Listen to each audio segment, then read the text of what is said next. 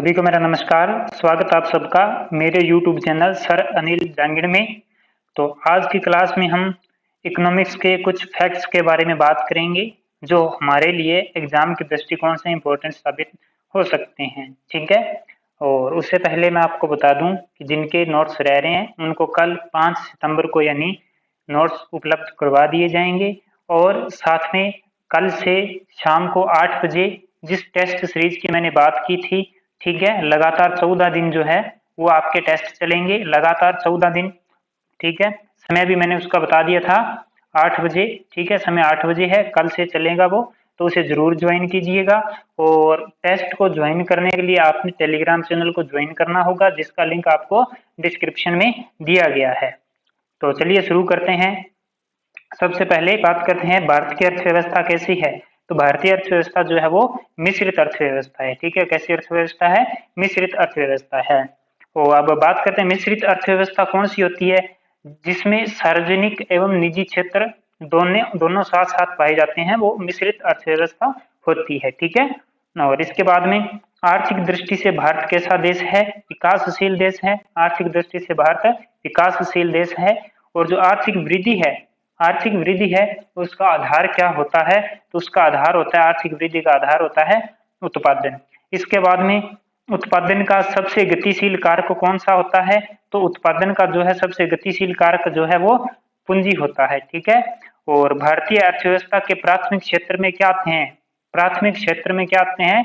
क्या आता है? तो मुख्य रूप से कृषि आता है। ठीक है, और इसके बाद में हम बात करते हैं आगे। इसके बाद में देखिए, जो भारतीय अर्थव्यवस्था के द्वितीयक क्षेत्र है उसमें कौन कौन से आते हैं? तो इसमें उद्योग, बिजली, विनिर्माण से संबंधित कार्य इसके अंदर आते हैं द्वितीयक क्षेत्र के अंदर। ठीक है, और व्यापार, परिवहन, संचार, सेवा से संबंधित कौन सा क्षेत्र होता है?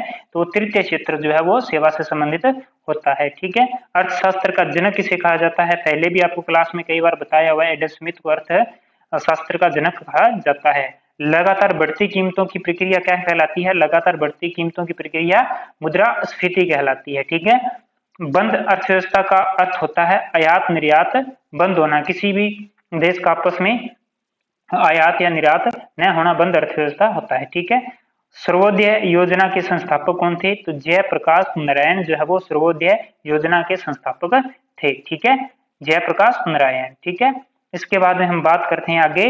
भारत में राष्ट्रीय आय का अनुमान किसने लगाया? भारत में राष्ट्रीय आय का अनुमान किसने लगाया था? तो दादा भाई नौरोजी ने जो है सबसे पहले भारत में राष्ट्रीय आय का अनुमान लगाया था। ठीक है, और भारतीय अर्थव्यवस्था के उदारीकरण का अग्रदूत किसे माना जाता है? उदारीकरण का अग्रदूत जो है वो डॉक्टर मनमोहन सिंह जी को माना जाता है। ठीक है, और भारतीय मुद्रास्फीति गणना किस पर आधारित है? थोक मूल्य पर आधारित है। किस पर आधारित है? थोक मूल्य पर आधारित है। ठीक है, और भारतीय अर्थव्यवस्था में कौन से क्षेत्र की हिस्सेदारी सकल राष्ट्रीय उत्पाद में सबसे अधिक है? कौन से क्षेत्र की?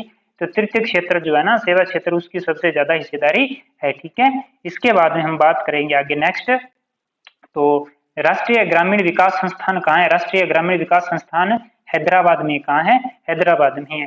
भारत की मौद्रिक नीति को कौन सी संस्था नियंत्रित करती है? भारतीय रिजर्व बैंक, आरबीआई नियंत्रित करता है।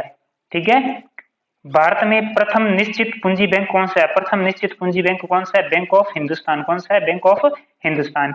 और इसके बाद में वर्ष 1955 में इंपीरियल बैंक का राष्ट्रीयकरण किस बैंक के साथ किया गया था? किस बैंक के साथ किया गया था? तो स्टेट बैंक ऑफ इंडिया के साथ। किसके साथ है? स्टेट बैंक ऑफ इंडिया के साथ, एसबीआई के साथ। ठीक है, और इसके बाद में हम बात करते हैं नेक्स्ट कि भारत का पहला बैंक कौन सा है जिसे आईएसओ से प्रमाणित किया गया? आईएसओ से प्रमाणित किया गया, तो वो कैनरा बैंक है। कौन सा बैंक है? कैनरा बैंक है। ठीक है, इसके बाद में मंदाडिया व तेजड़िया शब्दावली किससे संबंधित है? तो ये शेयर बाजार से संबंधित है। भारत में बेरोजगारी की समस्या मूलतः किस प्रकार की है? तो ये संरचनात्मक है। कैसी है? संरचनात्मक है। भारतीय विदेशी व्यापार भारतीय विदेशी व्यापार संस्थान कहाँ स्थित है? तो ये नई दिल्ली में है। कहाँ है? नई दिल्ली में है। मुद्रा वह है जो मुद्रा का कार्य करे। मुद्रा वह है जो मुद्रा का कार्य करे। यह परिभाषा किस अर्थशास्त्री के द्वारा दी गई थी? वाकर के द्वारा दी गई थी। किसके द्वारा दी गई थी? वाकर के द्वारा यह परिभाषा दी गई थी। इसके बाद में आगे है कि मेक इन इंडिया अभियान भारत को क्या बनाने के लिए शुरू किया गया था? विनिर्माण हब बनाने के लिए। क्या? विनिर्माण हब बनाने के लिए। ठीक है। अर्थशास्त्र में ग्रेशम का नियम किससे संबंधित है? ग्रेशम का नियम मुद्रा के संचालन से है। किससे है? मुद्रा के संचालन से संबंधित है। उपभोक्ता की बचत का सिद्धांत किसने दिया था? अल्फ्रेड मार्शल ने दिया था। किसने दिया? अल्फ्रेड मार्शल ने दिया था। ठीक है। बिग पुश सिद्धांत किसके द्वारा दिया गया? रोडन के द्वारा दिया गया। ठीक है। भारत में सर्वाधिक शहरीकरण वाला राज्य कौन सा है? तो महाराष्ट्र है। कौन सा है? महाराष्ट्र है। इसके बाद में बात करते हैं भारतीय रिजर्व बैंक का राष्ट्रीयकरण कब हुआ? भारतीय रिजर्व बैंक का राष्ट्रीयकरण कब हुआ था? तो भारतीय रिजर्व बैंक का राष्ट्रीयकरण है 1 जनवरी 1949 को किया गया था। ठीक है।